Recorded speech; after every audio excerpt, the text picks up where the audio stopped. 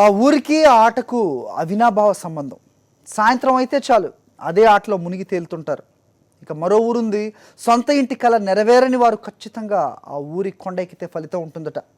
అలా ఎక్కి మొక్కుకొని ఇల్లు కట్టుకున్న వారు చెబుతున్న మాట ఇది. ఇంకో తండాకు వెళ్దాం. అక్కడ నివసించే వారందరిది ఒకే ఒక పని, సంప్రదాయ ఆభరణాలను రూపొందించడం. ఇలాంటి పలు వైవిధ్య కథనాల అనగనగా ఒక ఊర్లోకి స్వాగతం.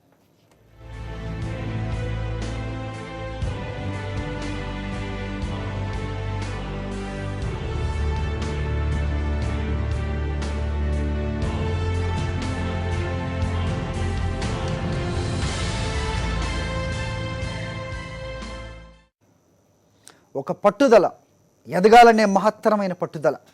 ఆ ఆట అంతు చూసి అందులో నిష్ఠాతులం కావాలనే ఆశయం. అదే ఆ ఊరిలో అడుగడుగునా కనిపిస్తుంది. సాయంత్రం సమయంలో గ్రామంలో ఎక్కడ చూసినా హుషారుగా ఆ ఆట ఆడే యువతే కనిపిస్తుంది. రాష్ట్ర జాతీయ స్థాయిలో ఎక్కడ పోటీలు జరిగినా ఆ ఊరి క్రీడాకారులు ఉండాల్సిందే. గ్యారంటీగా ప్రైజులు పట్టుకురా. ఒకటే జననం, ఒకటే మరణం, ఒకటే గమనం, ఒకటే గమ్యం. గెలుపు పొందే వరకు అలుపు లేదు మనకు. బ్రతుకు అంటే గెలుపు, గెలుపు కొరకే బ్రతుకు. అద్భుతమైన క్రీడా స్ఫూర్తికి నిలువెత్తు నిదర్శనం. నిరంతర సాధనతో రాటుదేలాలనే మహత్తరమైన పట్టుదల. సాయంత్రం కాగానే తరగతి గదుల్లో నుంచి బయటకు రాగానే సాధనలో మునిగి తేలాలనే ఉబలాటం. ఫ్రంట్, బ్యాక్, సెంటర్, అవుట్ అంటూ గెలవడానికి వ్యూహాలు, ప్రతివ్యూహాలు.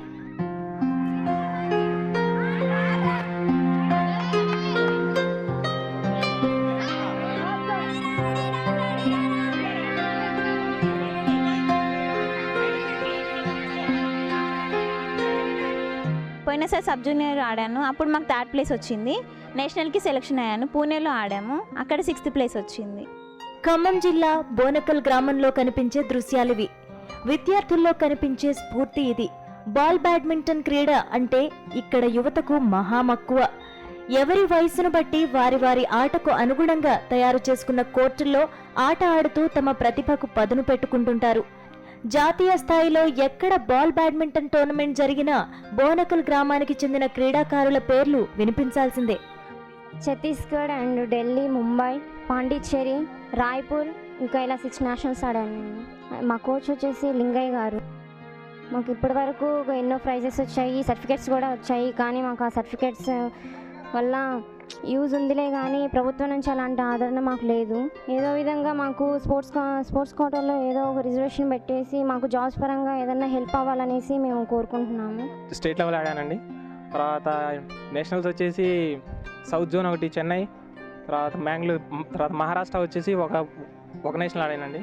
తర్వాత మా యొక్క మెయిన్ ఆబ్జెక్టివ్ ఏంటంటే ఈ ఇంటర్ యూనివర్సిటీలో కానీ, తర్వాత కాలేజీల్లో కానీ, తర్వాత మా స్కూళ్ళల్లో కానీ మెయిన్గా దీన్ని ఇంప్లిమెంట్ చేసి దానికి ఒక స్పెషల్ కోటా అంటే దానికి ఒక ప్రత్యేకించి రేషియో ఇంప్లిమెంట్ చేసి అది ఒక ఎంప్లాయ్మెంట్లో మంచిగా ఆఫర్ ఇచ్చే విధంగా చూసేటట్టు మేము కోరుతున్నామండి. తర్వాత ఇంకేంటంటే మెయిన్ గోల్ ఏంటంటే మాది ఆల్ ఇండియా ఇంటర్ యూనివర్సిటీస్లో ఒలింపిక్ యాడ్ కింద అండర్టేక్ చేసిన తర్వాత మాకు ఒక మంచి ఆఫర్స్ వస్తే దాన్ని ఇంటర్నేషనల్ లెవెల్లో వెళ్ళాలని మేము కోరుకుంటాం. ఎక్కడ పోటీలు జరిగినా అక్కడ బోనకల్ క్రీడాకారులకు తప్పకుండా విజయాలుంటాయి. ఈ ఊరి క్రీడాకారులను చూస్తే ఆపోజిట్ టీం అలర్ట్ అయిపోతుంది. మండల స్థాయి నుంచి జిల్లా, రాష్ట్ర, జాతీయ స్థాయి వరకు ఇక్కడి క్రీడాకారులు తమ సత్తాను చాటుతున్నారు. అంతర్జాతీయ పోటీల్లోనూ బోనకల్ క్రీడాకారిణి ఉమా పాల్గొన్నారు. నేపాల్లో జరిగిన పోటీల్లో భారత్ తరపున ఆడి అంతర్జాతీయ బహుమతిని గెలుచుకోవడం ఈ ఊరికి ఉన్న సత్తాను చాటుతోంది.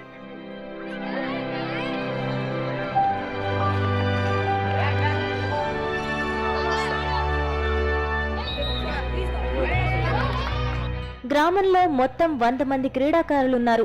వీరిలో 60 మంది పురుషులు, 40 మంది మహిళలు. జాతీయ స్థాయి పోటీల క్రీడాకారులకు ఇచ్చే ball badminton federation of India star అవార్డును సాధించిన క్రీడాకారులు 10 మంది ఉండటం విశేషం. 2005-06లో బోనకల్ క్రీడాకారులు జాతీయ స్థాయిలో ఛాంపియన్షిప్ ను గెలుచుకున్నారు. అలాగే రాష్ట్ర స్థాయిలో అనేక సందర్భాల్లో బోనకల్ జట్టు జిల్లా నుంచి ప్రాతినిధ్యం వహించి బహుమతులను సాధించింది.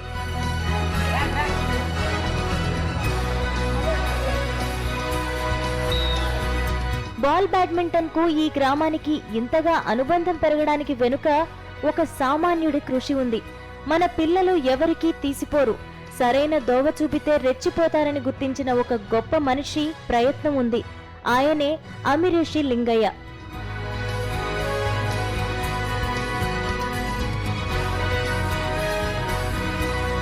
ఒకప్పుడు తెలుగిటి గ్రామీణ క్రీడగా ఎంతో సంతరించుకున్నటువంటి ఈ ఆట తర్వాత కాలంలో పాశ్చాత్య క్రీడల మోజుల్లో కనుమరుగవుతున్న దశలో 1998 సంవత్సరంలో జరిగినటువంటి జాతీయ స్థాయి బాల్ బ్యాడ్మింటన్ పోటీలు ఖమ్మంలో ఎంతో ప్రతిష్టాత్మకంగా నిర్వహించడం జరిగింది. దాన్ని దృష్టిలో పెట్టుకొని కొంతమంది పిల్లల్ని తీసుకెళ్లి అక్కడ ఆటను చూపించి ఈ బోనకల్ గ్రామంలో చిన్న డబ్బా కొట్టును ప్రారంభించి జీవనం సాగిస్తూ ఎంతోమంది క్రీడాకారులను తీర్చిదిద్దాను. వాళ్ళని క్రీడల్లోనే రాణింపజేస్తూ మరియు అటు చదువులో కూడా రాణింపజేసే విధంగా ఎన్నోసార్లు ప్రయత్నం చేయడం జరిగింది. దానిలో భాగంగా సుమారు 80 మంది క్రీడాకారులు తర్ఫీ తీసుకోవడం జరిగింది. దానిలో భాగంగానే ఎంతోమంది క్రీడాకారులు పీఈటీలు గాను బీడీలలోనూ అగ్రికల్చర్ బీఎస్సీలోను IIITలోనూ సీటు సాధించి వారి జీవితాలకి ఒక మెరుగైనటువంటి ఇది సంపాదించుకున్నారు. బోనకల్ యువతలోని ప్రతిభను వెలికితీస్తున్న అమిరేషి లింగయ్య బ్రతకడానికి టీవీ మెకానిక్ పనిచేస్తారు. జీవించడానికి బాల్ బ్యాడ్మింటన్ ఆటను నేర్పిస్తుంటారు. 15 సంవత్సరాల క్రిందట గ్రామంలోని విద్యార్థులను యువతను కదిలించి బాల్ బ్యాడ్మింటన్ వైపు దృష్టి పెట్టేలా చేశారు. అంతర్జాతీయ బాల్ బ్యాడ్మింటన్ టోర్నమెంట్లో బుక్యా ఉమా అనేటటువంటి ఒక బాలిక సత్తా చాటి మొదటి స్థానం గెలుచుకోవడం జరిగింది. అదేవిధంగా నాకు ఖమ్మం జిల్లానే కాకుండా యావత్ భారతదేశంలోనూ కూడా ఉన్నటువంటి all India ball badminton federation of India ఎంతో సహకరిస్తూ ఉంది. కానీ ఈ క్రీడను అభివృద్ధి పదంలో నడపాలి అంటే క్రీడాకారులకు స్వతహాగా ఉన్నటువంటి 0.1 ఉన్నటువంటి స్పోర్ట్స్ కోటాను 2 పాయింట్గా మార్చారు, తర్వాత 4గా మార్చారు. అవి అమలు జరిగే విధంగా సక్రమంగా ఉండే విధంగా చేస్తే క్రీడాకారులు తమ క్రీడా నైపుణ్యతను మరింతగా పెంచుకొని వాళ్ళ జీవితానికి ఒక మంచి బాట వేసుకుంటామని చెప్పేసి ఆశిస్తూ ఉన్నాను. ఈ సాధారణ గ్రామీణ ద్రోణాచార్యుడి శిష్యరికంలో బోనకల్ గ్రామ క్రీడాకారులు విజయం సాధించి గ్రామానికి పేరు తీసుకురావడం మొదలు కాగానే ఊర్లో మిగిలిన వారు కూడా ఈ క్రీడ పట్ల ఆసక్తిని పెంచుకున్నారు. అలా మొదలైన ఈ ఊరి క్రీడాకారుల ప్రస్థానం అంతర్జాతీయ స్థాయికి చేరుకుంది. అయినా సర్కార్ తరపు నుంచి ఈ క్రీడాకారులకు తగిన ప్రోత్సాహం లేకపోవడం విచారకరం. భుజం తట్టి శభాష్ అంటూ ఎంకరేజ్ చేసేవారుంటే బోనకల్ బ్యాడ్మింటన్ ఆకాశమంత ఎత్తు ఎదుగుతుందనడంలో ఏమాత్రం సందేహం లేదు. మీకు గాని డౌట్స్ ఉంటే ఒక్కసారి ఖమ్మం జిల్లాలోని బోనకల్కు వెళ్లి చూడండి. రాజా రమేష్, సాక్షి న్యూస్, ఖమ్మం జిల్లా.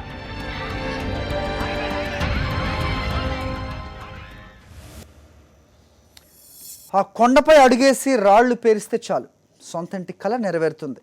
ఆ పక్కనే అక్కడే ఉన్న కొలను నీటిని సేకరించి పొలాల్లో వేస్తే పంటలు చక్కగా పండుతాయట. మరి కాస్త కొండపైకి ఎక్కి అక్కడ స్వయంభూ శివుణ్ణి దర్శించుకుంటే మరెన్నో కోరికలు నెరవేరుతాయని విశ్వాసం. ఇన్ని విశిష్టతలున్న ప్రాంతం ఎక్కడుంది?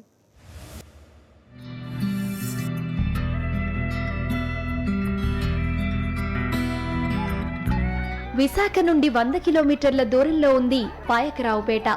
అక్కడి నుండి 10 కిలోమీటర్ల దూరం ప్రయాణిస్తే గోపాలపట్నం గ్రామం. అక్కడి నుండే కాలినడకన ఇదిగో ఇలా కొండ మార్గంలో వెళితే సీతమ్మ వారి మెట్ట వస్తుంది.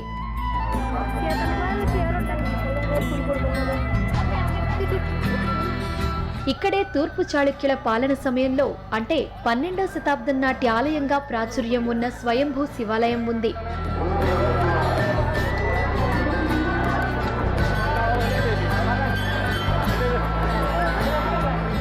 కొండపై నుంచి చూస్తే పచ్చని చెట్లతో ఆహ్లాదకర వాతావరణం కనిపిస్తుంది. ఈ ఆలయాన్ని నాడు విష్ణువర్ధన్ మహారాజు అభివృద్ధి చేశారని చరిత్ర చెబుతోంది.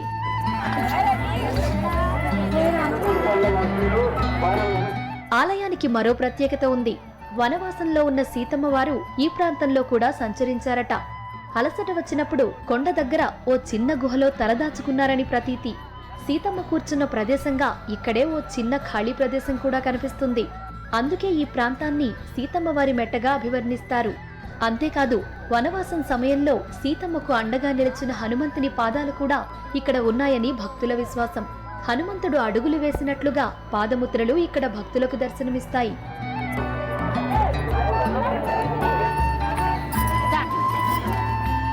పురాతన చరిత్ర ఒక కోణమైతే మరో కోణం కూడా సీతమ్మ వారి మెట్టకు ఉంది. ఇక్కడ వెలసిన స్వయంభూ శివుణ్ణి దర్శించుకుంటే చిరకాల కోరికలు నెరవేరుతాయట.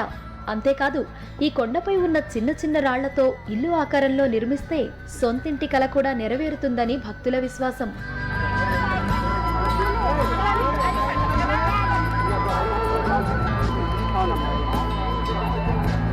ఇక్కడ రాయ పేర్చి ఇల్లు కడితే నిజ జీవితంలో ఇల్లు కట్టుకుంటామని నమ్మకం అండి, అందుకని కట్టాము. ఈ సీతమ్మవారి కొండ మీద వచ్చే భక్తులు ఈశ్వరుని దర్శించుకోవడంతో పాటు ఇల్లు కట్టుకుందామని సంకల్పం ఉన్నవారు ప్రతి ఒక్కరూ కూడా ఇంటి మోడల్తో పాటు రాళ్ళు పేర్చుకుంటారు. ఒక అంతస్తు కావాలితే ఒక అంతస్తు, 2 అంతస్తులు కావాలితే 2 అంతస్తులు. అవి అలా పేర్చుకుని స్వామి ఇల్లు క్షేమంగా పూర్తి కావాలని కోరుకున్న వాళ్ళకి కోరిక తప్పకుండా తీరుతుంది. ఉదాహరణ ఏంటంటే నేనే 2 అంతస్తులు ఇల్లు కట్టుకోవాలనుకున్నాం పైకరాపేటలోని. అయితే అవి డబ్బు లేకపోయినా సరే ఆ స్వామివారి కోరిక కృప వల్ల నాకు ఏ ఆటంకం లేకుండా 2 అంతస్తులు ఇల్లు కట్టుకోగలిగాను. ఇది గోపాలపట్నం అండి, సీతమ్మవారి గుడి అండి. ఇక్కడ ఎవరన్నా ఇల్లు లేని వాళ్ళు ఇల్లు కట్టుకుంటే ఇల్లు అవుతాయండి. అలాగా నాకు నిజంగా జరిగిందండి. నేను పోయిన సంవత్సరం ఇల్లు కట్టుకుంటే నాకు ఇల్లు వచ్చిందండి.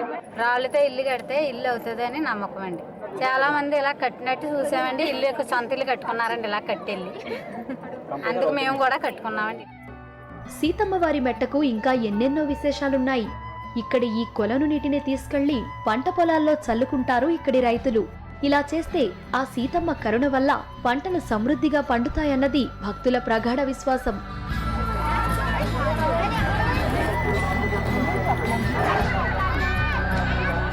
గంగను తీసుకుని వెళ్ళి మా పంట పొలాల్లో కలుపుకోవడానికి, మా శుభకార్యాల్లో కలుపుకోవడానికి వచ్చి పట్టుకెళ్తారు. అలాగని చెప్పేసి మేము 10 మాల వచ్చి పట్టుకెళ్తాం. కాశీ అంత గొప్ప పుణ్యక్షేత్రం సీతమ్మవారి కొండ అని ఒక నమ్మకం అండి. ఇక్కడ పైన సంజీవాయి ఒకటి ఉందా, సంజీవాయి నీళ్లు తీసుకెళ్లి వరిసేనికే కాదండి, ఏ వ్యవసాయానికే కాదు, ఆఫీసులే కాదు, సొంతంగా ఇల్లు కట్టుకుంటే ఇంట్లో కాదు, ఆ నీళ్లు చల్లుకుంటే శుభకార్యం జరుగుతుందని ఒక పెద్ద నమ్మకం అండి. ఇంతటి పురాతన చరిత్ర ఉన్న ఈ ఆలయాన్ని దేవాదాయ శాఖ గుర్తించకపోవడంతో స్థానికులే ధూపదీప నైవేద్య ఖర్చంతా భరిస్తున్నారు. ఆధ్యాత్మిక క్షేత్రంగా తీర్చిదిద్దితే మరింత మంది పర్యాటకులు, భక్తులు వచ్చే అవకాశం ఉందని స్థానికులు కోరుతున్నారు. సాక్షి న్యూస్, పాయకరావుపేట, విశాఖపట్నం జిల్లా. అనగనగా ఒక ఊరికి వచ్చిన బ్రేక్ ఇద్దాం. Stay with us. తిరిగి అనగనగా ఒక ఊరిలోకి వెళ్దాం. వంశపారంపర్యంగా వచ్చిన కళా నైపుణ్యాన్ని కాపాడుకోవాలనే తపన వాళ్ళది. సంప్రదాయ ఆభరణాలని, దుస్తులను అత్యంత నైపుణ్యంగా తయారు చేసే విద్య తమతోనే అంతం కాకుండా తమ తర్వాతి తరానికి కూడా అందించాలనే ఆశయం వారిది. ఆకర్షణీయ ఆధునిక పోకడలు ఒక పక్క విజృంభిస్తున్నా వాటి తాకిడికి తట్టుకుని నిలబడాలనే పట్టుదల వాళ్ళది. పెద్దగా ఆదాయం లేకపోయినా సరే ఆ తండావాసులు తరతరాల హస్తకళా నైపుణ్యాన్ని కొనసాగిస్తూ సర్కార్ సాయం కోసం 1000 కళ్లతో ఎదురు చూస్తున్నారు. सुनारों की गली में दुला धूमन छाया जंजरी नकिया रुमान चमन डुलते डुलते जंजरीला नकिया रुमान चमन डुलते बमनों की गली में दुला धूमन छाया बमनों की गली. తమ పెద్దవాళ్లు నేర్పించిన జానపద గీతాలనే కాదు, వారు నేర్పిన ఆభరణాల తయారీ కళను కూడా తమ జీవితంలో భాగం చేసుకుని జీవనయానం సాగిస్తున్న తాండావాసులు వీళ్లు. నిజామాబాద్ జిల్లా డిచ్పల్లి మండలంలో అవుసుల తండాలో 40 కుటుంబాలుంటాయి. జనాభా 150. దాదాపుగా అందరూ లంబాడీలు ధరించే ప్రత్యేక ఆభరణాల్ని తయారు చేస్తారు. వారికి మాత్రమే ప్రత్యేకమైన బట్టలను రూపొందిస్తారు.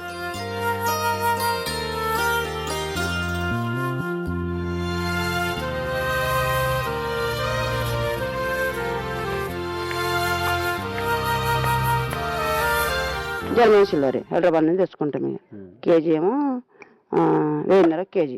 ఈ రానుపురం బస్ టికెట్ మనం కైకిలు పడతాం, మనకి ఎటు పోదు. ఇక మాకే నడుస్తుంది కానీ బ్యాంక్ రుణాల నుంచి మాకేం డబ్బులు సహకారం, గవర్నమెంట్ ఏం సహకారం లేదు ప్రభుత్వం నుంచి. దాని గురించి మేము ఆధారపడి ఉన్నాం. ఇక ఈ వడ్డీలో ఏమో తెచ్చుకొని మేము మాత్రం ఇది మాత్రం పోగొట్టుకుంటలేము, కులెత్తి మేము చేసుకుంటున్నాం. ఎండి బంగారం చేస్తుంటాం అప్పుడు. ఇప్పుడు ఈ సిల్వర్కి వచ్చింది. ఇది సుగ ఇప్పుడు 4 ఏళ్ళు నడుస్తుందేమో ఈ సుగ మగ్గుతాం. ఇక మూజిగా అయిపోతుంది సార్. దీని మీద బతుకుతున్నాం ఇప్పటికైతే. పిల్లలకు చదువు ఇక ఏమో ఇంత ఉప్పు అదే వెళ్తుంది అనుకో, ఏం ఫాయిదా లేదు చేసి. అప్పుడు తిరిగి చీరలు కట్టుకుంటున్నారు అంతా. ఎక్కువ పోతలేదు అనుకో, ఇక ఇట్లనే పోతున్నాయి తోడం కానీ వెనకడికి జమానకు పోయినంత పోతలేదు.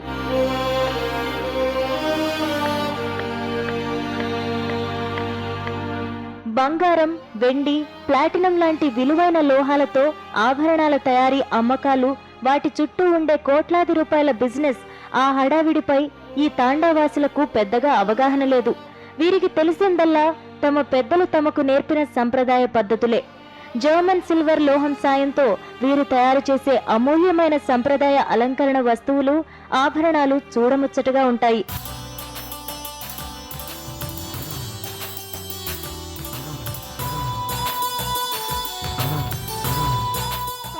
డబ్బులు వేస్తే డబ్బులు ఎవరన్నా మేము డబ్బులు తెచ్చుకుంటాం చేస్తాం, కానీ ఎవరైనా మాకు ఇది చేస్తలేరు. మాకు అయితే మార్కెట్ చేస్తలేరు, మాకు ఇంత సాయం ఎవరు చేస్తలేరు.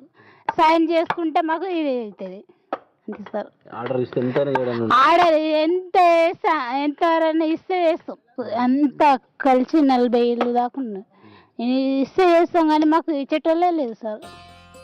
అవసల తండాలో తయారయ్యే ఈ ప్రత్యేక ఆభరణాలు రాష్ట్రంలోనే కాకుండా మహారాష్ట్ర, బెంగళూరు, రాజస్థాన్, ఢిల్లీ లాంటి ప్రాంతాలకు వెళుతున్నాయి.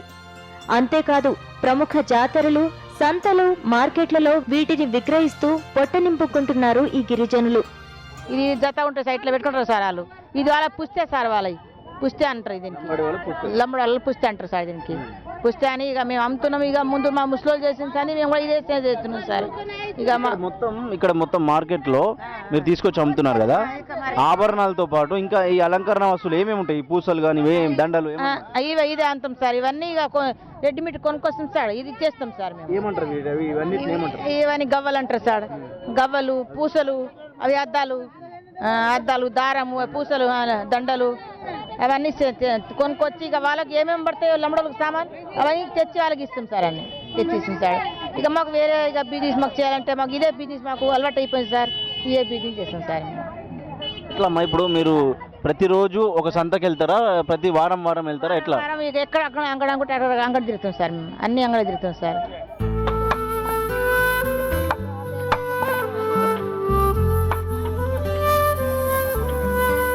మేం కూడా కళాకారులమే. గిరిజన కళల్ని కాపాడుకుంటూ వస్తున్నాం. ప్రజా ప్రతినిధిలో, ప్రభుత్వ అధికారులో ఎవరో ఒకరు మాకు వెన్నుదన్నుగా నిలిస్తే ఆర్థికంగా నిలదొక్కుంటామని ఈ కళాకారులు వేడుకుంటున్నారు. ఫ్యాషన్ డిజైనింగ్, ఫ్యాషన్ వీక్లంటూ కోట్లాది రూపాయల ఇండస్ట్రీ ఒకవైపు సందడి చేస్తుంటే వారిని మాత్రం బాగానే ఆదరిస్తున్నారు. మమ్మల్ని మాత్రం ఎవరు పట్టించుకోవడం లేదంటూ ఈ కళాకారులు వాపోతున్నారు. కలెక్టర్ ప్రత్యుమ్నావ్ ఇక్కడ మా గ్రామానికి వచ్చి ఆయన చెప్పిండు, సార్ మీకు ట్రైనింగ్ ఇప్పిస్తాము, సామాన్లు అమ్మేటట్టు మీకు ట్రైనింగ్ ఇప్పిస్తాం, మీకు కోటి రూపాయల దాకా మేము అన్ని గవర్నమెంట్ నుంచి మేము సహకరిస్తామని చెప్పిండు సార్. ఇప్పుడు ఆ రూపాయి అనేది మాకు తెలియదు సార్. ఆ రూపాయి కోట్ల రూపాయలు ఎటు ఉన్నదో ఏమున్నదో. ఇప్పుడు దాకా మాత్రం కలెక్టర్లు మారిపోతుర్రు, ఎంఆర్ఓలు మారుతారు, డిఆర్ఓలు మారిపోతురు, కానీ మా ప్రభుత్వాలు మా జిందగీ మాత్రం ఎట్లా ఉన్నదో ఏషియన్ ఇస్తరాకులు అట్టనే ఉన్నది సార్. ఇప్పుడు దాకా కూడా మాకు ప్రభుత్వం నుంచి సహకారం అన్నది లభించడమే లేదు సార్. ఇక్కడ పట్టించుకునే నాది లేదు సార్. మేము ఆ సార్తో కోరుకునేది ఒకటే సార్, బట్టలు తయారు చేస్తారు కరీంనగర్ మీద కూడా కొంచెం ఉన్నారు సార్, సిద్ధపేట కాదు సార్. వాళ్ళకు ఉన్నది సార్. వాళ్ళకు చేనేత కార్మికులకు వాళ్ళకు కొంచెం ఏదో ఉపాధి గురించి ఇచ్చారు సార్, కానీ మా గురించి మాత్రం ఇంత పట్టించుకునే నాదు లేదు సార్. మేము హ్యాండ్ కాపు నుంచి కాదు సార్, మేము కూడా హ్యాండ్లూమ్ నుంచి, మేము కూడా చేతుల నుంచి చేస్తాం సార్ ఇవి సామాన్లు. సమ్మక్క సారక్క, ఏడుపాయల జాతర, లింబాద్రి లక్ష్మీ నరసింహస్వామి లాంటి ప్రముఖ జాతరలు, సంతలు, మార్కెట్లలో తాము తయారు చేసిన ఆభరణాల్ని, ఇతర వస్తువుల్ని అమ్ముకునే అవసల తండా కళాకారులు ఇప్పుడు సరైన గుర్తింపు కోసం 1000 కళ్లతో ఎదురుచూస్తున్నారు. ఆభరణాల తయారీలో తమకున్న అనుభవానికి ఆర్థిక చేదోడు లభిస్తే మరెన్నో ఆధునిక మార్కెట్లలోకి తమకు కూడా సర్కార్ గాని, స్వచ్ఛంద సంస్థలు గాని ఎంట్రీ ఇప్పిస్తే తమ సత్తాను చాటుతామని అంటున్నారు. ఫ్యాషన్ డిజైనింగ్ ఇంత అభివృద్ధి చెంది క్రేజీగా మారిన ఈ తరుణంలో ఈ ప్రత్యేక కళకు కూడా మరింత ప్రాచుర్యం కల్పించి శిక్షణ ఇచ్చేలాంటి కార్యక్రమాలు చేపడితే, ప్రభుత్వం ఆదుకునే చర్యలు చేపడితే తాము మరింత ముందుకు వెళ్తామని ఈ ఔషధ తండ వాసులు, ఈ ప్రత్యేక కళాకారులు కోరుకుంటున్నారు. దేశవ్యాప్తంగా మార్కెటింగ్ సౌకర్యం కల్పించి ఉత్పత్తులు పెంచగలిగితే తాము అన్ని వస్తువులు కూడా ఆధునిక హంగులతో సరికొత్త బంగారు వెండి ఆభరణాలకు పోటీ పడేలాగా అన్ని వస్తువులు తయారు చేసి ఇస్తామని, ఆభరణాలు అన్నీ కూడా తయారు చేసి మార్కెటింగ్ చేస్తామని కూడా వీరంతా చెప్తున్నారు. తమ కష్టాలు తీరేలాగా చర్యలు తీసుకుంటే తప్ప ఇవన్నీ తొలగవని కూడా వీరు అభిప్రాయపడుతున్నారు. కెమెరామెన్ శ్యామ్తో విఘ్నేశ్వర్, సాక్షి న్యూస్, నిజామాబాద్. ఆ ఊరి పేరు చెప్తే ఆ చుట్టుపక్కల గ్రామాల వారికే కాదు, దేశంలోని పలు శక్తి ఆలయాల నిర్వాహకులకు కూడా అవే గుర్తొస్తాయి. వాటిని తయారు చేయడంలో ఆ గ్రామస్తులు ప్రత్యేక నైపుణ్యం సాధించారు. అమ్మవారి కరుణ, దయ తమ గ్రామం మీద పుష్కలంగా ఉందని, అందుకే తాము వాటి తయారీలో ప్రసిద్ధులమయ్యామని ఆ ఊరి వారు నమ్ముతారు. ఎందుకు వారు తయారు చేస్తున్న వస్తువులేంటి, ఆ గ్రామం ఎక్కడుంది?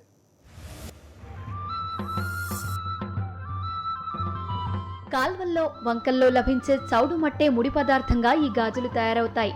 చౌడు మట్టిని అరల్లో నింపి వాటిలో నీరు పోసి కలిపి కలియ తిప్పి పైకి వచ్చిన తేటను మట్టి కుండల్లో నింపి 2 రోజుల పాటు వేడి చేసి ఆ తరువాత మాంగనీస్ డయాక్సైడ్ కలిపితే ఈ నల్లరాయి తయారవుతుంది.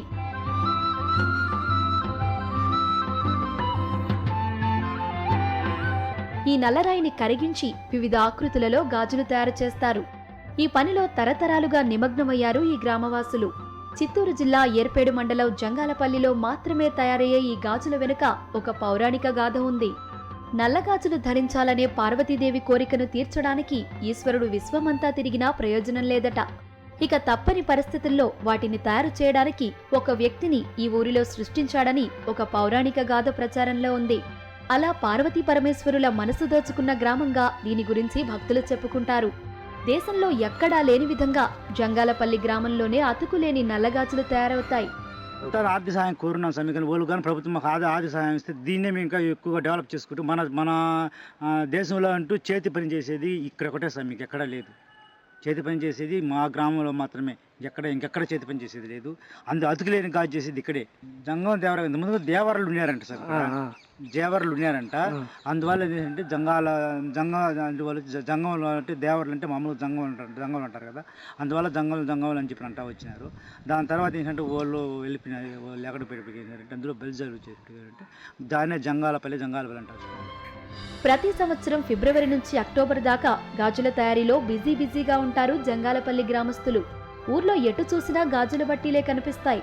ఒక్కొక్క కార్మికుడు ప్రతిరోజు 4000 దాకా నల్లగాజులు తయారు చేస్తాడు. దేశంలో ప్రఖ్యాతిగాంచిన శక్తి ఆలయాలకు వీటిని సరఫరా చేస్తారు. అమ్మవారి మనసు దోచిన గాజులు కాబట్టి వీటిని మాత్రమే వాడాలనే నమ్మకంతో చాలా దేవాలయాల నుంచి ఈ ఊరి కళాకారులకు ముందస్తు ఆర్డర్లు కూడా వస్తుంటాయి. వినాయక చవితి సీజన్లో ఎక్కువ ఈ నల్ల గాజులు తయారనేది ఎక్కువ సేల్స్ అవుతుంటుంది. ఆ మూమెంట్లోనే మాకు అంటే చవాక్ ప్యాకెట్స్ వచ్చి 25 నుంచి 30 రూపీస్ వరకు కూడా ఇచ్చిన ఒక ప్యాకెట్ వస్తుంది. ఎక్కువగా మా ఎడ్యుకేషన్ పర్సన్స్ కూడా దీని మీద ఆధారపడి ఉన్నారు. ఇట్లాంటి వాళ్ళకి ఎక్కువ ఉద్యోగాలు కూడా దొరక్క సాలపైనే ఆధారపడినారు. మా విలేజ్లో వచ్చి మ్యాక్సిమం 130 కుటుంబాలు ఉంటే ఆ కుటుంబాల్లో ఒక్కొక్క కుటుంబానికి 2 ముగ్గురేసి కూడా చేసేవాళ్ళు ఉన్నారు. మాకు ఎటువంటి జీవనోపాధి లేక ఈ సాలపైన ఆధారపడడం జరుగుతుంది. కానీ ఈ టైంలో అంటే ఇంకా నవంబర్ నుంచి జనవరి వరకు ఇంకా వ్యవసాయ పనుల మీద ఉంటుంది కాబట్టి ఈ 3 months అనేది సాల్ అనేది చేయడం జరగదు. ఎక్కువ మాకు వచ్చి మార్చి నుంచి అక్టోబర్ వరకు అడపా నెలకి 20 days 25 days కూడా చేయడం జరుగుతుంది. శ్రీకాళహస్తి, మధురై, మైసూర్, బెంగళూరు, విజయవాడ, కోయంబత్తూర్, కలకత్తా ఇలా అనేక ప్రాంతాల్లో ఉన్న అమ్మవారి ఆలయాల నుంచి జంగాలపల్లి గాజుల కళాకారులకు ఆర్డర్లు వస్తుంటాయి. ఆ విధంగా సీజన్లో రోజుకు 1000 నుంచి 10,000 దాకా ఆర్జించే బట్టీలు కూడా ఈ ఊర్లో ఉన్నాయి. ఎంతగానో శ్రమించి అతుకులు లేని నల్లగాజులు తయారు చేయడంలో తమకంటూ ప్రత్యేకతను సాధించిన జంగాలపల్లి వాసులు అభినందనీయులు. వారి శ్రమకు సర్కారు వైపు నుంచి కూడా గుర్తింపు రావాలని కోరుకుందాం. సాక్షి న్యూస్, శ్రీకాళహస్తి, చిత్తూరు జిల్లా. మన గ్రామాలు వైవిధ్య సంస్కృతి సంప్రదాయాలకు పట్టుకొమ్మలు.